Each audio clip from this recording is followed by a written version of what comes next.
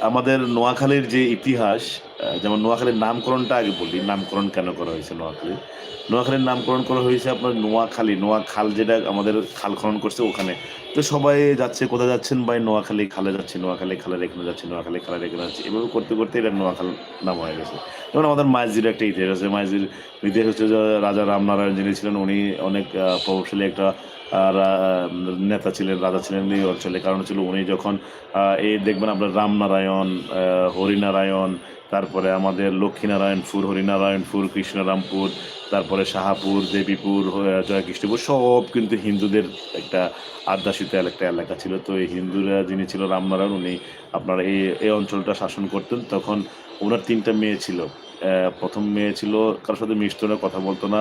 2nd মেয়ে ছিল আ বা মানে একদম ছোট মেয়ে ছিল খুবই অহংকারী। আ মানে একটু অহংকারী, বিদেশে, বিদেশে ঘুরতো।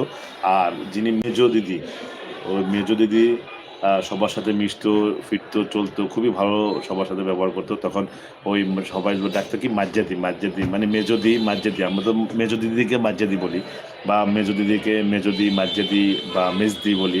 তো ওই হিসেব থেকেই কিন্তু আমাদের এখানে মাইজদি নামে প্রচলনটা শুরু হয়ে গেছে। আমাদের মেইন শহর হচ্ছে মাইজদি। নোয়াখালী শহরের মেইন শহর মাইজদি। তো আমাদের মাইজদির এখন কিন্তু অবকাঠামো